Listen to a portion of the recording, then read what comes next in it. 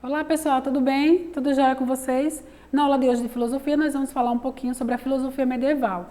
Lembra na aula passada que a gente falou sobre o início da filosofia, que seria a filosofia antiga, onde nós existia a perspectiva do ser, da natureza, primeiro, o pensamento relacionado ao ser e depois o pensamento relacionado ao homem. E aí no último período, no último estágio, nesse momento da filosofia antiga, eles começam a pensar sobre esses três pontos, a natureza, o homem e o ser. Eles unem esses três pontos e começam a pensar as relações sociais que esse homem vai ter agora, as relações que está voltada à questão do pensamento, do raciocínio, da lógica, certo? Na aula de hoje nós vamos falar um pouquinho sobre a filosofia medieval. O que foi que aconteceu nesse contexto medieval em relação à filosofia?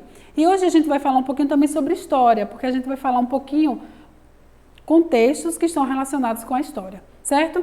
Vamos lá, presta atenção, acompanha aqui nossa aula. Na filosofia medieval nós temos a escolástica. Acompanha aqui o slide. Escolástica pode ser considerada um método de pensamento crítico que influenciou áreas do conhecimento. São Tomás de Aquino foi o principal filósofo dessa corrente. Qual o objetivo da escolástica? Eu quero que vocês frisem muito bem esse objetivo para que vocês possam entender o que seria escolástica e o que seria patrística. A escolástica, o objetivo dela é racionalizar o pensamento cristão, ou seja, refletir sobre a aproximação de fé e de razão. Quando a gente fala aí de filosofia medieval, a gente fala que, lembra na Idade Média, não é a igreja que vai comandar alguns setores sociais naquele momento? Então a filosofia, ela está num desenvolvimento muito bom. Durante a filosofia antiga, ela começa a desenvolver muito bom entre os homens da sociedade. Só que quando chega na Idade Média, a igreja começa a perceber que aquele pensamento é um pensamento extremamente acelerado para aquele momento, para aquele homem. E aí a igreja resolve abrir então suas portas para a criação de universidades, para que pensamentos sejam fundamentados de acordo com o pensamento da igreja naquele momento. Então, qual o objetivo em si agora de São Tomás de Aquino ou da igreja em si? Unir a razão, que são preceitos aí que estão relacionados com os filósofos, com a filosofia em si, unir com a fé. Então, nós temos dois pontos aí que serão unidos nesse momento da filosofia medieval. O conceito de fé e o conceito aí de razão. Os dois aí vão andar juntos e vão se entrelaçarem, ok? O objetivo da escolástica, desse movimento, é unir a fé com a razão, certo? Continuando aí, a patrística. Vamos ver aí agora o que é a patrística, qual corrente, o que ela vai fundamentar aqui seu pensamento. Patrística, quem vai ser o precursor aí da patrística? Santo Agostinho, aqui de Hipona. Período de mudança e transição de pensamento. Motivo: promulgação do cristianismo como religião oficial. Ou seja, primeiras civilizações nós temos como figura de adoração por parte desses homens da primeira civilização, os deuses. Lembra que a gente fala tanto sobre o politeísmo? Pois é, quando chega aqui na patrística, nós vamos ver a igreja iniciando o movimento do cristianismo, que é o início aí de um ser, de alguém que vai iniciar um processo, como no caso, vou dar um exemplo aqui do cristianismo.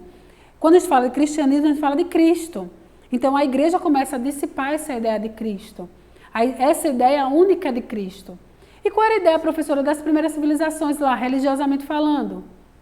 Politeísmo. Eu tenho vários deuses. Lembram? Eu tenho vários deuses e cada deus é responsável por cada coisa que foi constituída no mundo.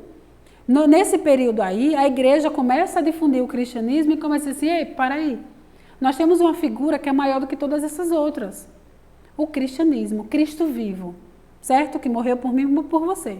Essa é a ideia do cristianismo. Só que nós tínhamos uma ideia, e essa ideia estava relacionada aí às primeiras civilizações. Em qual momento, nós vamos ver aqui esses momentos da idade média para a idade moderna. Qual vai ser, e vamos falar um pouquinho sobre a história antiga, as repercussões historicamente falando nesses momentos, certo? Vamos continuar aqui. Nós vamos ter na Idade Média uma crise política, e essa crise política ela vai estar justamente atrelada às invasões bárbaras. Vocês lembram disso? Quando os bárbaros invadem a Europa, as pessoas ficam desesperadas, e aí vai surgir o salvador da pátria, que serão aí os senhores feudais. E os servos vão, agora as pessoas vão se tornar servas, vão trabalhar aí nesses castelos medievais e vão fazer uma troca aí com esses senhores feudais, certo? Então, a relação de poder agora ela vai passar para as mãos do senhor feudal, porque o rei está tentando colocar para fora desse território europeu os bárbaros, os invasores, certo? Então, nesse momento, o poder vai estar relacionado agora com senhores feudais, e esses senhores feudais vão manter uma relação aí com os servos nesse momento, ok? É nesse contexto aí que nós vamos ter a transição para o mercantilismo. O mercantilismo vai ser uma prática econômica que vai ser vigorada no processo colonial, certo? Por enquanto, nós estamos no feudalismo. Economicamente falando, o regime europeu nesse momento é o feudalismo. Ou seja, o que seria o feudalismo, professora? Relembre aí.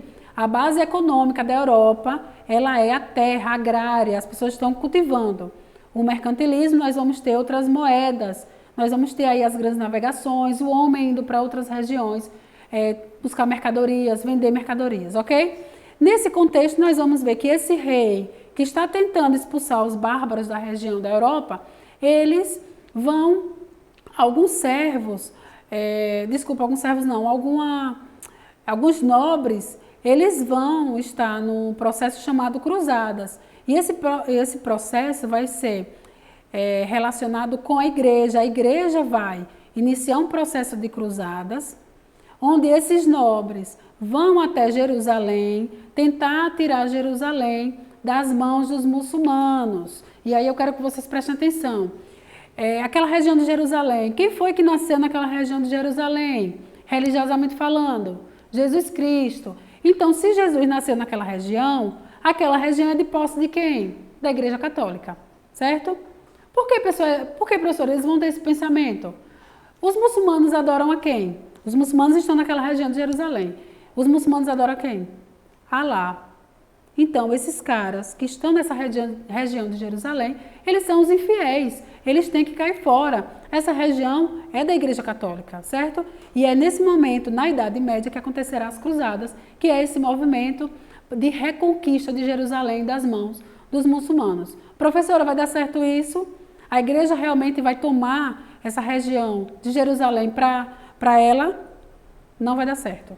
Vai acontecer várias cruzadas, mas esse movimento não vai dar certo, certo? E é nesse contexto aí que o rei vai fazer uma aliança com a burguesia, com esses nobres que já retornaram, e eles vão fazer uma aliança. O rei vai entrar com a parte administrativa, administrativamente falando, e a burguesia vai entrar com a parte financeira para reconstituir essas cidades europeias que foram destruídas pelos bárbaros. Fazendo essa aliança rei e burguesia, nós vamos ter a formação dos estados nacionais. Nós vamos ter agora um rei e nós vamos ter aquele processo de absolutismo, concentração de poder na mão de uma pessoa só. Tudo isso vai acontecer nesse mesmo momento. Observaram quanta coisa aconteceu na Idade Média? Viram aí? Vamos continuar. Próximo período, Idade Moderna, Renascimento. O que é que vai acontecer no Renascimento? Principais fatores aí. Renovação da Antiguidade Clássica. O que é que vai acontecer? O que é isso, professora? Renovação da Antiguidade Clássica. Em poucas palavras. Primeiro, no período das primeiras civilizações, o homem estava produzindo muitas coisas, pinturas, esculturas, tudo que esse homem pudesse produzir, ele podia produzir livremente. Lembrem aí da Grécia, por exemplo. Ele produzia na parte da arte, ele produzia na parte da literatura, ele produzia na parte cultural, esculturas, ele produzia em vários âmbitos. Ele era livre para fazer isso.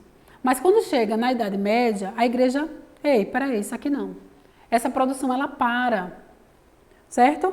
porque tudo está relacionado ao pecado e aquilo não pode, ok? Então é nesse contexto. Quando chega na Idade Moderna, vai haver uma revalorização de tudo aquilo que o homem fez lá no período das primeiras civilizações. Havendo essa revalorização, esse homem vai começar a produzir maciçamente agora na Idade Moderna, certo? E é nesse contexto aí que vai haver a revalorização dessa antiguidade clássica. Aquilo que foi produzido nas primeiras civilizações dá continuidade, tem continuidade na Idade Moderna nesse contexto.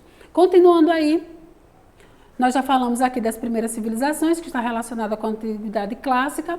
Nós vamos ter agora a presença da religiosidade, não tão mais pesada como era na Idade Média. Nós vamos ter a questão da fé e da razão separadas, nesse contexto religioso.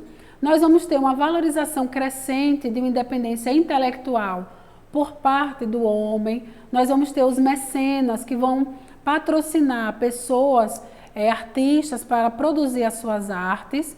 E nós vamos ter uma atitude menos obediente em relação à igreja nesse contexto. E aí eu dou um exemplo sobre a reforma protestante que vai acontecer nesse contexto aqui, certo?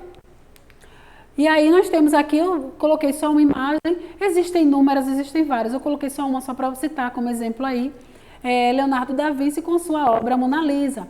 Nós vamos ter também outros artistas que vão participar desse processo nesse momento da Idade Moderna, como Sandro Botticelli e outros mais, certo?